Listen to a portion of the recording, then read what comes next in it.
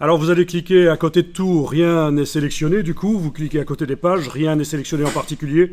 Et évidemment l'intérêt d'avoir un style d'objet, c'est que je vais pouvoir modifier l'aspect de toutes les images qui utilisent ce style d'objet, aller modifier ça d'un coup par le style.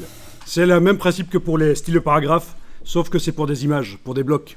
Donc vous avez cliqué à côté de tout, rien n'est sélectionné, vous allez double-cliquer sur bloc des images dans le flux, dans la palette style d'objet. Le style bloc des images dans le flux. Et on va pouvoir aller modifier par exemple la couleur du contour. Alors, où est-ce qu'ils m'ont mis ça? Les contours. Il va falloir que je m'approche un peu. Les contours. Vous voyez où sont les contours? J'ai perdu le truc. Ah voilà, contour. Ok, troisième ligne ici.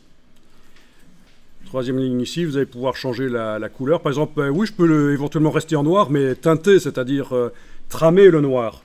Si je mets 20 au lieu de 100, touche tabulation pour valider ce que j'ai mis dans le cartouche, case aperçu coché. Voilà, vous voyez que vous avez du gris clair maintenant. Par exemple,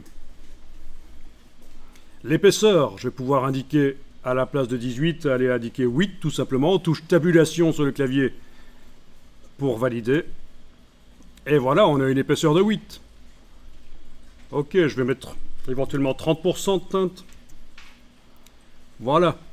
Donc vous voyez, on modifie plein d'objets d'un coup. Donc tout un document avec des dizaines et des dizaines d'images, on pourrait modifier l'aspect du cadre. Alors le cadre sur les images, c'est pas génial, c'est juste pour montrer qu'on peut le faire, mais en général maintenant, à part pour des publications qui s'adressent à un public des enfants, pour des parcs d'attractions, etc., on ne va pas commencer à mettre des cadres colorés autour des images, quoi.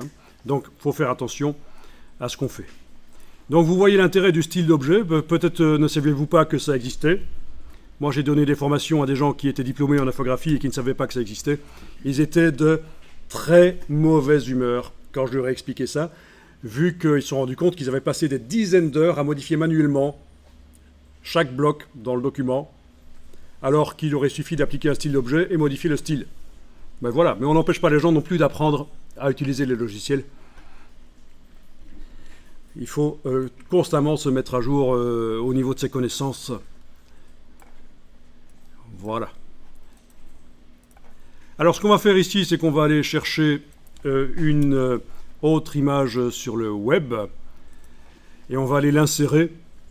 Et pour l'insérer, vous allez voir qu'on va utiliser deux choses. Mais on va utiliser bien sûr le style d'objet bloc des images dans le flux pour lui donner cet aspect, ce cadre-là, parce qu'on imagine qu'on veut de la cohérence avec toutes les images qui sont dans les colonnes et ce cadre-là. Gris clair. Mais vous allez voir qu'en plus, on va utiliser aussi un style de paragraphe, parce que les images sont dans le flux du texte, et ça c'est particulier. Il faut créer un paragraphe vide dans le flux du texte, donc dans l'article en fait, lui appliquer un style qui sera le style image dans le flux, c'est comme ça qu'il a été appelé ici, et coller l'image sur ce paragraphe-là. On va le faire ensemble, vous allez voir, parce que donc les images qui sont là, vous les voyez, elles ont deux styles. Le style sur le bloc et le style sur le paragraphe sur lequel elles reposent. C'est ça qui n'est pas toujours évident à comprendre. Et il faut penser aussi qu'il faut absolument créer un paragraphe vide au moment où vous collez l'image. On ne le colle pas au milieu d'un paragraphe existant.